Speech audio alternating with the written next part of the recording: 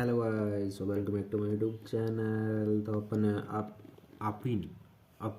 अपन ने magnetic properties कर ली थी, जिसका मतलब कि तुम्हें बताया था कि ये तुम्हें पता होना चाहिए पूरा पूरा कि D0 में डायमैग्नेटिक होता है, अनपेयर्ड इलेक्ट्रॉन्स होते हैं, यानी D10 में भी नहीं होते हैं। फिर D0 से D10 तक जो जाते हैं और कौन कौन से कंपाउंड्स इनकी कैटेगरी में आते हैं। स्कैंडियम से शुरू होता है D0 और D10 जिंक तक जाता है भाई। उसके बाद मैंने तुम्हें बताया कि ये टेबल भी तुम्हें याद होनी चाहिए, तो तुमने कर ली होगी। उसके बाद में मैंने तुम्हें बोला कि ये थोड़े से मैग्नेटिक मूवमेंट वाले फॉर्मूले हैं, फॉर्मूले में वैल्यू पुट करो और आंसर निकाला, तो ये भी तुमने कर लिया होगा, मुझे ऐसा लगता है। अब मैं आगे चलूँगा, आगे जा करके मैं तुम्हें कलर बताऊंगा, मतलब कि कलर कैसे कैसे शो होते हैं। मैग्नेटिक मूवमेंट तो मैंने बता दिया, केमिकल प्रॉपर्टीज चल रही है ना, तो मैग्नेटिक कलर जो है ना, most of them are coloured, ज़्यादातर ये कलर्ड ही होते हैं। मतलब कि इनका कलर याद तुम्हें रखना है, समझ रहे हो। रीजन मतलब कि डी की ट्रांजिशन होती है, जो कि कोऑर्डिनेशन केमिस्ट्री में तुम पढ़ोगे और नोट के तौर पे लिख सकते हो। क्या लिख सकते हो, बताओ बताओ ना, मुझे बताओगे। नोट करो, D0 से D10 की कन्फिग्रेशन जो वो कलरलेस होती है, डी की ट्रांजेक्शन इनमें पॉसिबल नहीं हो पाती है। जो ये टेबल तुमने, अगर तुमने ये टेबल पूरी रट रखी है ना, तो ये समझने में तुम्हें आज आसानी होगी। कलर वाला फंडा और catalytic activity, formation of interstitial compound, सारी चीज़ें तुम्हें आज अच्छी अच्छी लगेंगी, ठीक है। D0 से D10 जो कलरलेस होता है भाई, बट कलर की और भी वजह होती है इसमें। कौन कौन सी मतलब की वजह होती है, चार्ज ट्रांसफर स्पेक्ट्रा भी होता है इसमें, MMCT, LLCT, MLCT, LMCT, ये सारी कोऑर्डिनेशन केमिस्ट्री में मैं तुम्हें बताऊंगा। कोई बात नहीं, मेटल मेटल मतलब कि लिगेंड, इन सब का मतलब कि कैसा कैसा होता है, ठीक है। ये सारी चीज़ें मैं तुम्हें बताऊंगा। उसके बाद में जो होता है पोलराइजेशन, पोलराइजेशन जो है वो इंटेंसिटी कलर के डायरेक्टली प्रोपोर्शनल होता है। जैसे कि एग्जांपल के तौर पे देख लो, फजान रूल जो है, फजान रूल के according greater is the charge, greater is the covalence character. तो AgCl से अगर आप AgI तक जाओगे तो वाइट कलर जो है ना वो कितना बढ़ जाएगा, येलो में कन्वर्ट हो जाएगा, देख लो। और AgBr जो पेल येलो से होता होता येलो कलर में चला जाएगा। और जो पोलराइजेशन भी देखोगे तो मतलब कि टॉप टू बॉटम जाओगे तो क्या हो जाएगी, वो भी इंक्रीज हो जाएगी। तो इसके अकॉर्डिंग ऐसे मतलब कि ये चलता है कारण, ठीक है। इसलिए मतलब कि मैंने कलर का तुम्हें बताया है, बाकी इतना इंपॉर्टेंट नहीं, तुम्हें देखते देखते रहना। कैटालिटिक एक्टिविटी क्या है कि मतलब कि वेरी गुड कैटलिस्ट होते हैं, क्योंकि मतलब कि ये चेंज कर लेते हैं और मतलब कि वेरिएबल ऑक्सीडेशन स्टेट्स को क्या करते हैं, शो करते हैं। बस इतना याद रखना तुम्हें, एग्जांपल कुछ भी नहीं करना।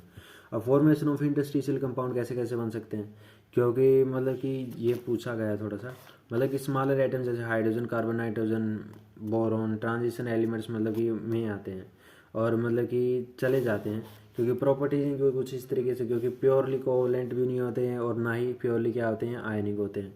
और मतलब कि नॉन स्टोइकोमेट्रिक भी होते हैं, सबसे इंपॉर्टेंट बात ये। और थर्ड वाली बात जो हार्ड होते हैं, क्योंकि मतलब कि मोर हार्डर होते हैं पेरेंट एटम से। और फोर्थ नंबर वाला ये होता है कि हाई मेल्टिंग पॉइंट होता है, और मतलब कि पेरेंट एटम को इन्होंने क्या कर दिया, पीछे छोड़ दिया। सारी चीज़ें मतलब कि उनसे आगे आ गई, तो इसलिए इंटरस्टिशियल कंपाउंड की फॉर्मेशन करते हैं, ठीक है। फिर भाई इन्होंने मतलब कि कंडक्टिविटी का ट्रेंड बताया। Conductivity same as that of parent atom के अकॉर्डिंग होते हैं, इनर्ट नेचर के होते हैं, कोई दिक्कत वाली बात नहीं। उसके बाद में इसने भाई ये पूरी टेबल दी है, ये टेबल तुम्हें याद रखनी पड़ेगी, ठीक है। उसके बाद में मतलब कि कलर वाले में तुम्हें ये पता होना चाहिए कि भाई दो ऐसे कंपाउंड है कि D0 से D10 तक जो कलरलेस होते हैं। बाकी इनकी प्रॉपर्टी देखना चाहो तो देख सकते हो, इतनी इंपॉर्टेंट नहीं। कैटेलिटिक एक्टिविटी में तुम्हें यह पता होना चाहिए कि हाँ गुड कैटेलिस्ट होते हैं। इंटरस्टिशियल कंपाउंड के साथ फॉर्मेशन कर लेते हैं, जैसे कि smaller hydrogen, carbon, nitrogen, boron के साथ कर लेते हैं, बस इतना पता होना चाहिए। बाकी ये टेबल तुम्हें पता होनी चाहिए, ठीक है। उसके बाद में जो है ना, ये तो मॉड्यूल का पेज है, मतलब कि एक बार मतलब कि देख लेना, कोई दिक्कत वाली बात नहीं, वो दिखा देंगे तुम्हें। 6 नंबर पर अलॉय की फॉर्मेशन कैसे कैसे होती है, जैसे कि होमोजीनियस सॉलिड रिएक्शन कर लेता है, ड्यू टू सिमिलर रेडियस के अकॉर्डिंग भी अलॉय की फॉर्मेशन कर लेता है। और जनरल व्यू ये है कि अलॉय की फॉर्मेशन ये हो जाती है, radius of both elements will be in the range of 50% error. और क्या मतलब कि जो रेडियस है ना इनकी, मतलब कि 50% एरर के अकॉर्डिंग होनी चाहिए। केमिस्ट्री जो है और केमिस्ट भी है, तो क्या हो सकता है आपके पास, तो अलोय बढ़िया बनेगा। अगर इसका रेडियस 15% का एरर में हुआ तो 85 पिकोमीटर से 115 पिकोमीटर तक का एरर बनेगा। ये एक एग्जांपल है जो तुम्हें अभी समझ में नहीं आएगा, बट ये करना भी नहीं है, ठीक है। बस ये बताना चाहिए कि हाँ मतलब कि सिमिलर रेडियस की अकॉर्डिंग मतलब कि अलग ही फॉर्मेशन कर लेते हैं, बस इतना तुम्हें बताना चाहिए। अब आगे चलता है, आगे अब इम्पोर्टेंट आ जाते हैं, इंपॉर्टेंट कंपाउंड्स जो डी ब्लॉक के हैं वो करने हैं अपन को। ऑक्साइड्स की फॉर्मेशन जो करते हैं वो इंपॉर्टेंट, ऑक्साइड के साथ कैसे कैसे फॉर्मेशन कर सकते हैं, ऑल ऑफ देम मतलब कि एमओ टाइप की ऑक्साइड बना सकते हैं बस स्कैंडियम को छोड़ करके, तो बन गया है स्टार एलिमेंट। पूछ लेगा जेईमेन में कि मतलब कि ज़्यादातर डी ब्लॉक के एलिमेंट्स जो है ना एमओ कंपाउंड बनाते हैं, बट एक ऐसा कंपाउंड जो कि ऑक्साइड की फॉर्मेशन नहीं करता है, स्कैंडियम 4 नंबर ले लो। उसके बाद में अगला क्या है, ओल मतलब कि सारे के सारे एमओ ऑक्साइड्स आयनिक नेचर के होते हैं। ऑक्सीडेशन स्टेट्स ऑफ मेल्टर जो है वो कोवलेंट कैरेक्टर के डायरेक्टली प्रोपोर्शनल होती है। Mn2O7 जो हो ग्रीन कोवलेंट ऑयल का काम करती है। CrO3 Mn2O7 ये एसिडिक कैरेक्टर को भी शो करते हैं, ठीक है, ये तुम्हें पता होगा। अब उसके बाद में मतलब कि क्या शो करता है, मतलब कि रिएक्शन बता दिए क्रोमियम की CrO3 की रिएक्शन कैसे कैसे की, मतलब कि एमओ टाइप के कैसे कैसे कंपाउंड बने। CrO3 के H2 के साथ रिएक्शन करी और H2CrO4 कंपाउंड बना दिया, ठीक है।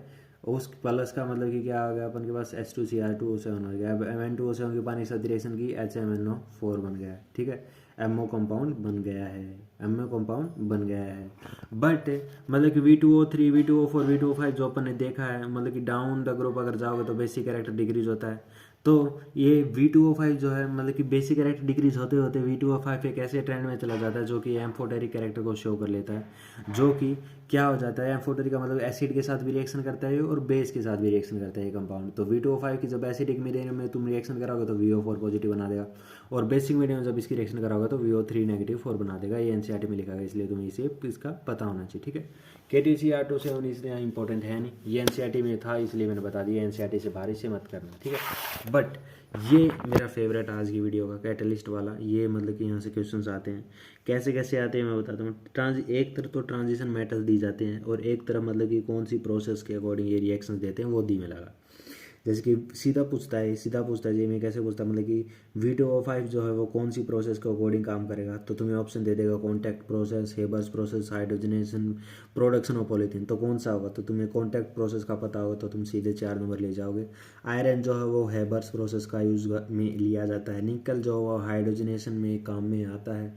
TiCl4+ का C2H5 थ्राइस एल्यूमिनियम की जब रिएक्शन होती है तो प्रोडक्शन ऑफ पॉलीथीन बनता है, जिसे जिगरनाटा कैटलिस्ट बोला जाता है। ये तो मतलब कि फेवरेट है भाई, ये तो बहुत बार पूछा जाता है।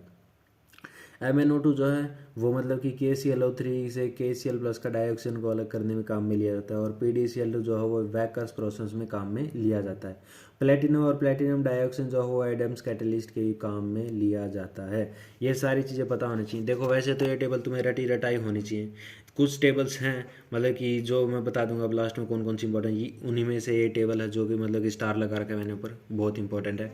और इसमें सबसे इंपॉर्टेंट जिगरनाटा कैटलिस्ट है। TiCl4+ का C2H5 थ्राइस एल्यूमिनियम जो है वो पॉलीथीन के प्रोडक्शन में इसका यूज़ किया जाता है। बट ये कौन सा कैटलिस्ट को शो करता है ये पूछेगा तुमसे कभी कभी, मतलब कि 25 क्वेश्चन आते हैं जेईमेन में, जो फिल इन द ब्लैंक्स आते हैं 5, उनमें पूछा जा सकता है भाई ये तो जिगरनाटा कैटलिस्ट तुम लिख सकते हो।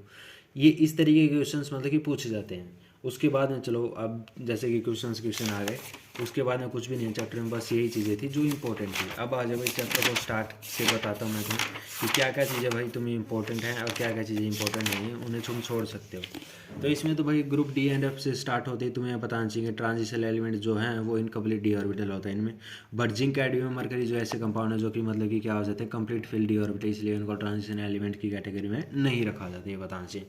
फिजिकल प्रॉपर्टी इतनी इंपॉर्टेंट नहीं है, अगर करो तो कर लो वरना मत करना, कोई दिक्कत वाली बात नहीं। थोड़े से ट्रेंड्स हैं, बाकी करोगे तो अच्छी बात है। मेल्टिंग पॉइंट का ट्रेंड मतलब कि ये देखना है हाईएस्ट किसका होगा, लोएस्ट। जिंक कैडमियम मरकरी का लोएस्ट, ये तो सीधा मतलब कि जिविया पर ऐड ही हो गई है, मतलब कि इसे भूलना तो है ही नहीं। उसके बाद मतलब कि हाइड एटोमाइजेशन से कैसे कैसे रिएक्शन होती हैं, फिर इसने बताया मतलब कि साइज का क्या, आयनाइजेशन एनर्जी का क्या ट्रेंड होता है, इलेक्ट्रोड पोटेंशियल का क्या होता है भाई, एंथैल्पी ऑफ हाइड्रेशन का क्या होता है। ये सारी फिजिकल प्रॉपर्टी होती है जो इतनी जेईई में पूछी जाती है नहीं, कभी कभी पूछता है। बट केमिकल प्रॉपर्टी में सबसे पहले तुम्हें ऑक्सीडेशन स्टेट्स का पता होना चाहिए, सबसे इम्पोर्टेंट है। उसके बाद में ये पता होना चाहिए तुम्हें कि Mn2O7 एग्जिस्ट करता है या नहीं करता है, ठीक है। और मतलब कि मैग्नीज जो फ्लोरीन के साथ मैक्सिमम ऑक्सीडेशन स्टेट को शो करता है या नहीं करता है, पता होना चाहिए, ठीक है। उसके बाद में वही तो मैग्नेटिक प्रॉपर्टी है, सबसे इंपॉर्टेंट पार्ट है इस चैप्टर का, जो तुम्हें ये पूरा पता होना चाहिए। उसके बाद में ये पता होना चाहिए तुम्हें, फिर क्वेश्चंस करने हैं तुम्हें। उसके बाद में जो आज वाली टेबल है, ये टेबल तुम्हें पता होना चाहिए। बस डी और एफ ब्लॉक में इतना ही था। मिलते हैं कल, और ये चैप्टर कर दिया अपन ने ख़त्म। तो अच्छा लगे लाइक कर लेना, चैनल को सब्सक्राइब कर लेना भाई। बस इतना ही था, डी ब्लॉक में जो इंपॉर्टेंट पार्ट थे वो मैंने बता दिए। बाकी भाई देख लेना, अगर इन्फॉर्मेटिव लगे तो लाइक कर देना वीडियो को।